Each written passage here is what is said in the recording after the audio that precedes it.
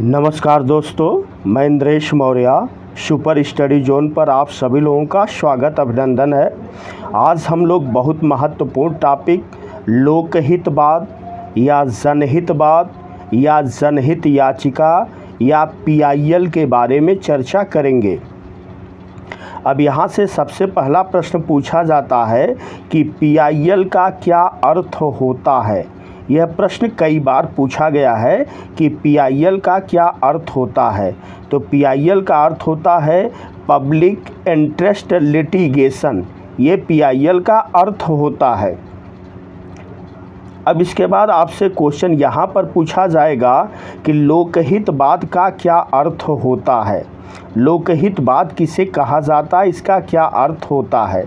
तो हम देखते हैं कि नागरिक समाज का कोई व्यक्ति या समूह जनहित के मामले में न्यायिक उपचार हेतु न्यायालय की शरण ले सकता है। इसी को हम बोलते हैं लोकहितवाद या जनहित याचिका के नाम से जानते हैं।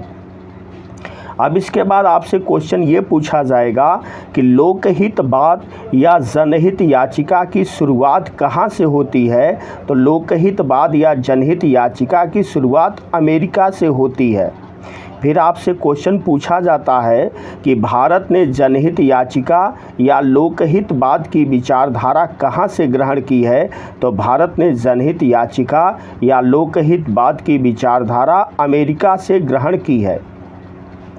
फिर इसके बाद आपसे क्वेश्चन पूछा जाता है कि किन किन देशों में जनहित याचिका या लोकहितवाद है।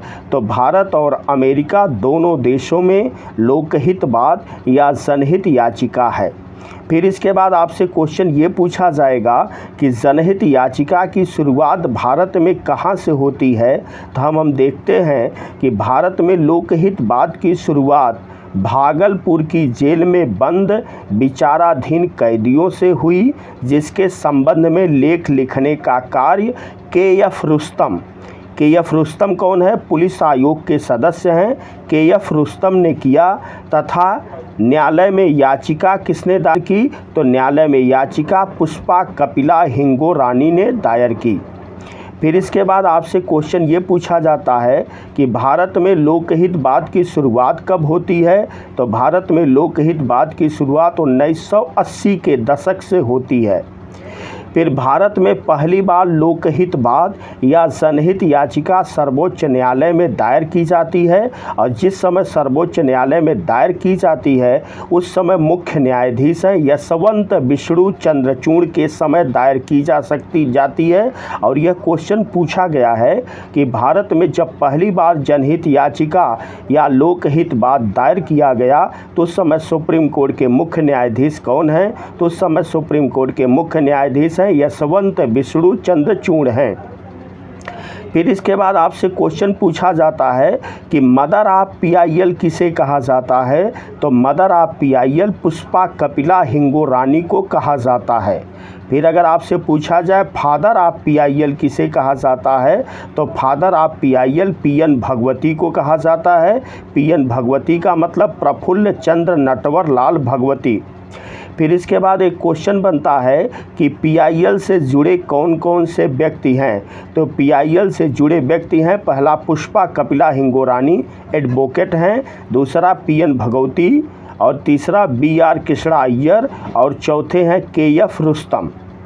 फिर इसके बाद क्वेश्चन ये बनता है कि पीआईएल किस किस न्यायालय में दायर की जा सकती है और किस अनुच्छेद के अनुसार। तो पीआईएल या लोकहितवाद या जनहित याचिका सर्वोच्च न्यायालय में अनुच्छेद 32 के अनुसार तथा उच्च न्यायालय में 226 के अनुसार दायर की जा सकती है। फिर इसके बाद क्वेश्चन ये बनता है कि पीआईएल या जनहित याचिका किन किन मामलों में दायर की जा सकती है। तो पहला मामला है विधिक क्षति पहुंचाई गई हो। यदि विधिक क्षति हुई है तो भी पीआईएल दायर की जा सकती है। दूसरा है विधिक अधिकारों का अतिक्रमण हुआ हो।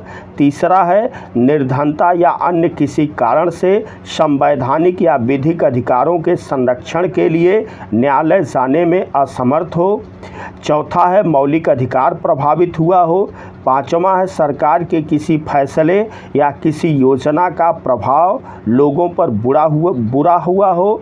और आखिरी है कि सार्वजनिक हित प्रभावित हुआ हो तो PIL दायर की जा सकती है।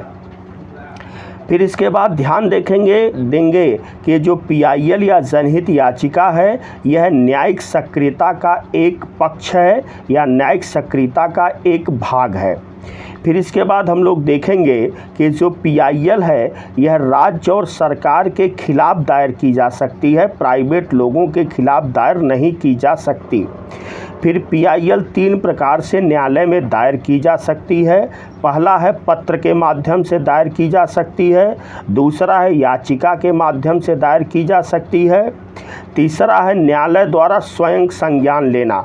न्यायालय स्वयं संज्ञान भी ले सकता है, जैसे न्यूज़पेपर के माध्यम से या टेलीविज़न या अन्य किसी चैनल पर किसी वीडियो को देख करके न्यायालय द्वारा भी संज्ञान लिया जा सकता है।